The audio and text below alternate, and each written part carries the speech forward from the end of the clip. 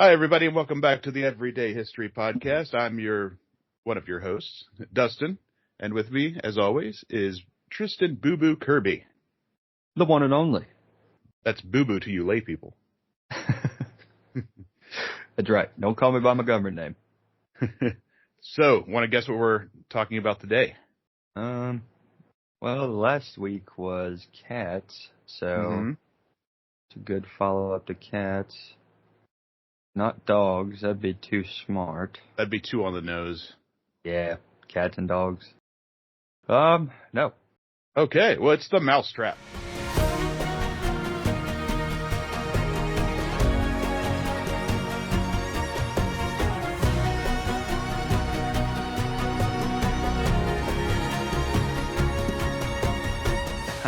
Okay. What a good follow-up to the cats. Yes, another form of mousetrap, the cat. Right, the live mousetrap, if you will. So there's an old quote that says, "Build a better mousetrap and the world will beat a path to your door." And that was a quote that was kind of evolved from something that Ralph Waldo Emerson said, but people changed it. It's not really what he originally said anymore. So what is it? People are like, yeah, we don't give a shit about mousetraps anymore. We're not going to come beating your door down. The quote's more about the power of innovation. Like if you create something, build upon something or make something better than before, then the world will, basically beat off trying to get to your door. Is that what I think he's saying? Okay, that makes sense. And kind of transcends time. It feels like it's still pretty true. Yeah. And since the dawn of mice, mankind has done our best to fight the squeaky bastards. I hate them. To keep them from stealing our food, from spreading fleas, disease, and from biting through our goddamn PlayStation wires. I hear you in the walls. And according to the U.S. Patent and Trademark Office statistics, the quote might have actually been taken literally because over 4,400 patents have been issued for new mousetraps, and thousands more unsuccessfully applied for the same thing. Oh, wow. That is a lot. Starting from when? Do you know when's the first patent filed? No, but we can sidetrack off into that. Yeah, it'd be interesting. Because, if it's only 100 years worth of patents, that's a lot of fucking mousetraps. First mousetrap was patented on November 4th, 1879. Okay, 4,000 and some change still feels like a lot of trying to come up with something new about the same thing that's already been made. Right. Was the first mousetrap just not getting the job done? Or was everybody like, oh, dude, I have such a more brutal way to kill mice in mind. So for this subject, for this particular episode, we are going to focus only on the snap trap, which is what we're all kind of used to. Okay. And we'll touch on a couple other things, more modern traps, without going through an extensive history on them. Let's go all the way back to prehistoric times.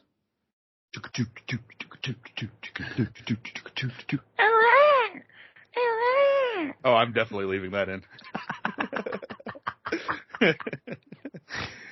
So, what were the earliest mousetraps or mice traps? Let's just stick with mice traps. The earliest mouse catchers weren't mechanical by any sense of the word. They were, in fact, an early subject of this podcast, cats. Ah, hello again. Which we kind of joked about earlier. And since we aren't going to spend another episode going over all that again, because why would we? We just did one episode last week about cats. We're going to move on to the actual history of actual mousetraps. So we're going to move ahead a little bit.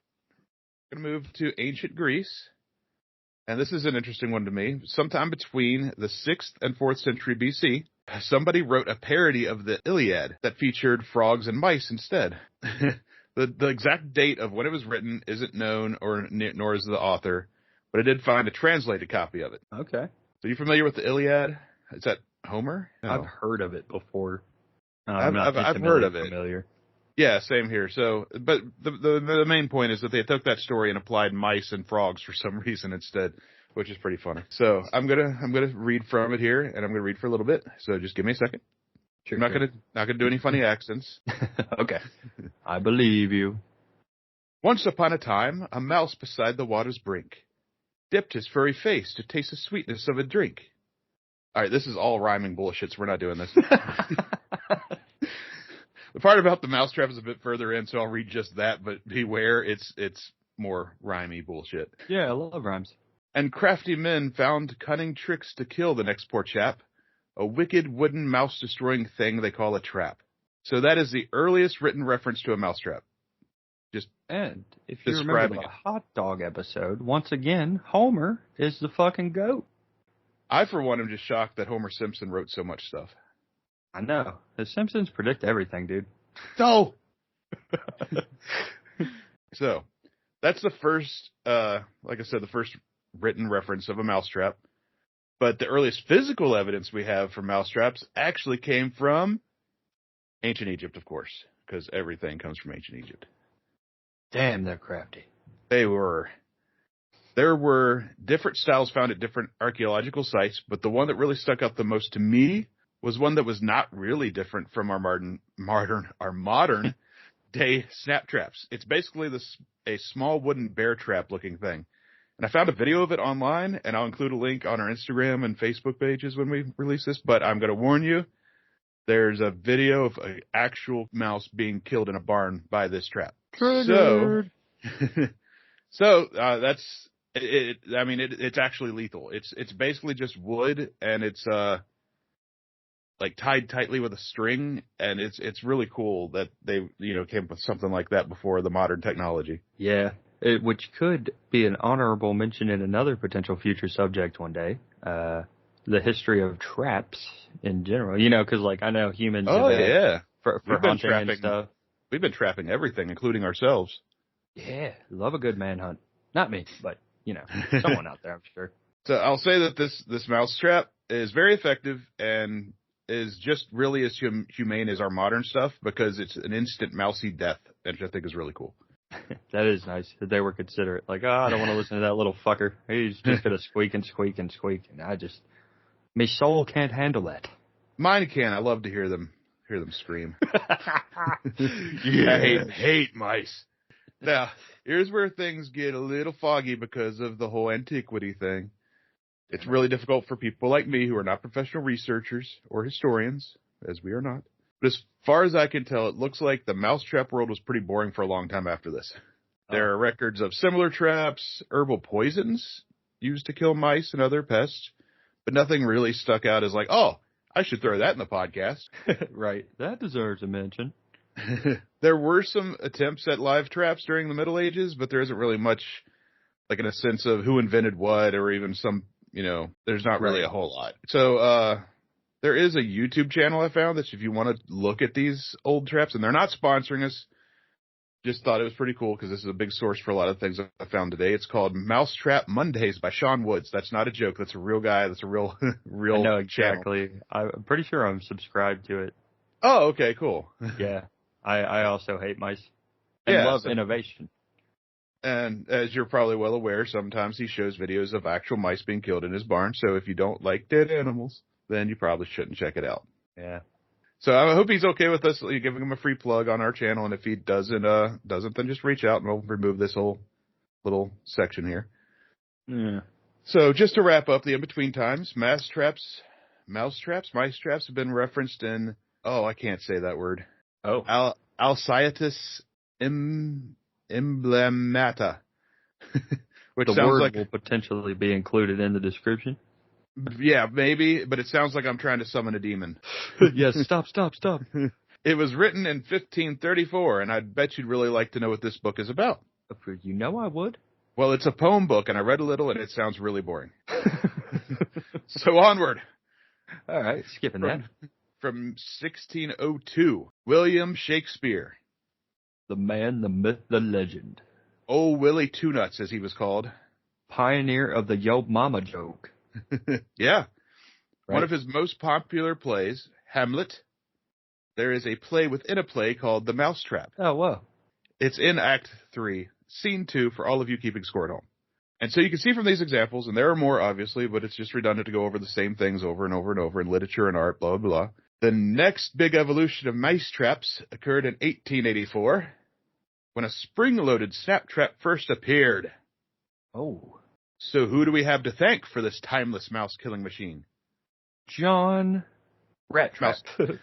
We can't say for sure who first invented the first one, but a precursor to the modern spring-loaded bar trap that we all know and love, the one that looks exactly like it looks now, it was patented in 1879.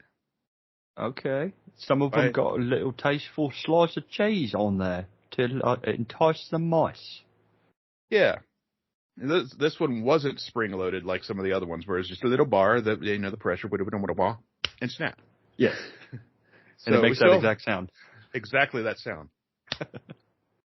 So we still have these traps, even the spring design people still use in the some of the plastic ones. So they're not, as bulky as the old ones. Right. And they don't pack as much of a punch as the wooden ones, but they're still lethal. And most of the time. And getting your finger stuck in them hurts like a motherfucker. Yes. Anything else? And well, I don't know if I want you listening to this podcast. I'll be honest. Yeah. Yeah. If anything but your finger has been stuck in a mousetrap, I'm going to call the fucking police. Yeah. A toe is an exception. Now, the famous wooden spring trap that we all know and love. I don't use the spring traps. That's not me. Glue trap for the win. Oh.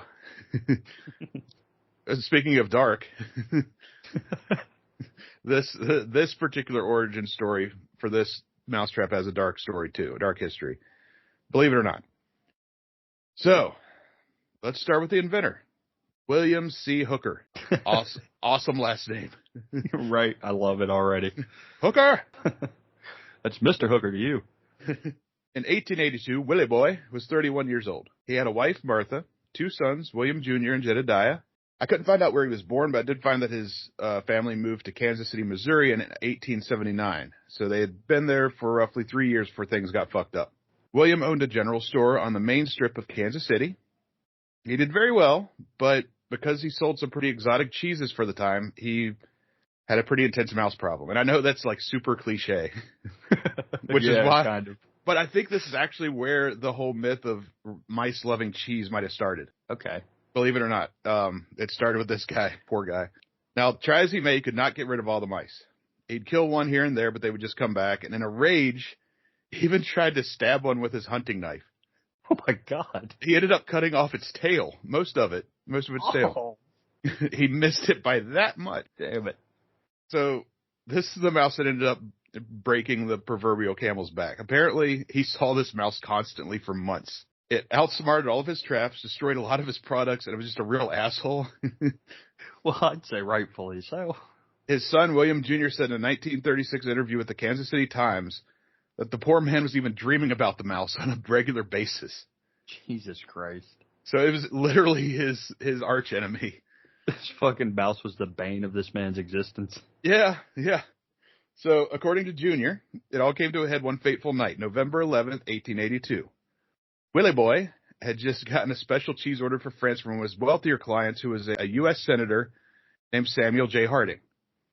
Some people have probably heard of him. When Harding's... Oh, he actually ran for president, I want to say about 10 years after this, in the 1890s. Okay. It was not successful. Anyway, he stopped by to pick up his order, and William lifted the lid on the wooden cheese basket and outran a half-tailed mouse. God damn it, half-tail! Harding was a notorious germaphobe at a time where people weren't really worried about stuff like that, so he refused to buy it and ran out of the store. Oh, shit. This was the final straw for William. That cheese wheel, because it was from France, it was exotic, it was worth the equivalent of 10 grand today. Oh my God. Yeah, it was a like 10-pound wheel of cheese. Yeah. So this was not a small amount of money he just got, cheated out of by this mouse. God damn it. And French cheese was considered the best in the world at that time because Wisconsin hadn't been invented yet. Love their cheese bites. Anyway, William, who'd been known to get blackout angry when he's pushed hard enough, apparently hit that point. Oh, my God. He walked into his back office, grabbed a shotgun, came back to the floor room, saw the mouse, and pulled the trigger. And according to his son, who's telling this story to the newspaper, who, of course, flowered it up, buckshot flew everywhere and blew the mouse to shreds. But even worse, it hit the gas lantern on the wall that he didn't notice behind the mouse. Oh. So... there was I wrote big explosion, but I feel like they were exaggerating. It was a lantern. But apparently it was enough. The store went up because most buildings were made of wood, and it went up soon, spread to nearby buildings, and 3 days later, after 60% of the town burned, the Great Kansas City Fire was over. So, yeah, the Great Kansas City Fire was because of this. I don't know if you've heard of it. Yeah. William and his goddamn mouse. Yeah. William and his family survived, and they moved to Kingston, North Carolina. I've actually been to Kingston. It was there, through the support and patience of his loving family, he was able to create a spring-loaded mousetrap with a wood base and metal spring and bar. Forever changing history. And actually, none of that is true. All I really know about the first mousetrap was that it was patented by a William C. Hooker of Abingdon, Illinois in 1894, and I made up the rest of that. What? Damn it. You even told me at the end of the last episode it's going to be a long one. Oh, I hope somebody stopped halfway through that and was just telling all their friends. God damn, I should have known. I think there was City Fire. I think there was a Kansas City Fire, but it had nothing to do with this if there was. God damn it. You know what I was thinking the whole time? What's the that? movie, Mousetrap. Yeah, that's what I was thinking of when I was writing it. Dreaming about it. The one mouse fucking with him. You trust me too much, my friend. I don't know how much I do after this episode, sir. I promise I won't do that to you every time. So anyway, yeah. If you stopped listening to the podcast and, went to work or whatever, and now you're coming back and listening again after telling all of your coworkers what happened, I hope they fact check you. I feel like, dude, I don't know what idiots you listen to. But exactly. Stop. So 5 years later, in 1899, which is the year that the greatest goddamn cowboy video game of all time is set in, shout out to our boy Arthur Morgan, #tuberculosis. I can't believe I got all that out in one try. Rest in peace. Across the pond, in Leeds, Yorkshire, an ironmonger named James Henry Addington was granted a patent for his mousetrap, which was basically the same as William Hooker's, but he decided to make it more British. So you might be wondering, how could it possibly be more British? Well, he called it the Little Nipper, for one. Oh, my God, dude. And that is about as British as you can get. Yeah, they got all those weird words. So he sold the patent for £1,000 in 1913. I'm not sure how much that is in freedom money to a company called Procter, and they're still going strong and have been in business since 1740. Oh, dang. And side note, their website says that they paid him £2,000 to do with that what you will. Maybe he was cheating his taxes. I don't know. He's like, no, I definitely only got 1,000. Got the other 1,000 under his mattress. So that's the evolution of the snap trap and spring-loaded trap. Well, great, because a lot of it was just bullshit. Thank you. Yeah, the majority of it was bullshit because this episode wasn't long enough. But I had a lot of fun researching this topic and writing that made-up little segment. That was a good story for what it was worth. Before we go, let's go over a couple modern variations. In the 1770s, mousetrap scientists discovered this cool modern technology called electricity. Maybe you've heard of it. Not really. I think I've used it once. They made enclosed cases with electrodes that would kill a mouse that entered it. Oh, Jesus. And unfortunately, or fortunately, depending on where you stand morally on electrocuting mice, it never caught on as a viable option. I want only one. For the cost of it. Yeah, right. I want one. Yeah. There are also live catch traps, and with these, the owner of the trap has to release the captured mouse or kill it themselves. The problem with that is if a mouse is released to the wild, it will have to be some distance from the location where they were trapped, or else they will find their way back. Right. So, they're like, thanks. I'm coming back, though.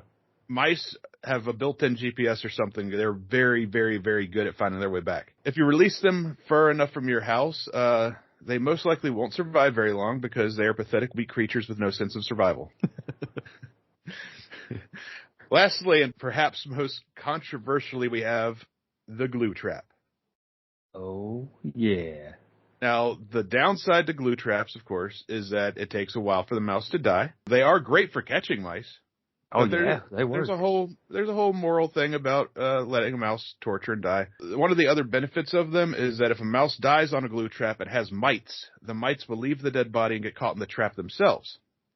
Ah, okay. So a mouse, if you've kept one in a trap and you're one of those humane people, you can free it by rubbing vegetable oil on its fur, and that leads to the risk of getting bitten. So if you don't like the idea of a mouse dying a slow, agonizing death, let's just stick to the snap trap.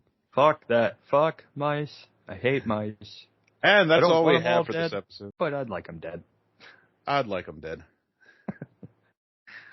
So there you have it. There's a history and some bullshit about the mousetrap. Yeah, yeah. Hey, I mean, when the real history is lost to the ethers of time, why not? That bullshit story would work, I think. Oh, that'd be so funny if in the future that's the only reference for the invention of the mousetrap we have. Yes. And listeners out there, if you've never watched the movie Mousetrap, or is it Mouse House? No, It's mousetrap. It's mousetrap. Yeah. It's a funny movie. It still holds up, I think. Yeah. 1997. Mouse Hunt. Mouse Hunt. That's right. Damn it. Mouse Hunt. 1997's Mouse Hunt, starring Nathan Lane and Lee Evans. And I totally didn't just read that off of Google. I knew that. You know what we were thinking of? We were thinking of the board game, Mousetrap. Yeah. Which I never really played. I've played. It's been a while. Anyway, that's been our show. Thanks for listening. Listen next week and see what our topic is. See you next time, listeners.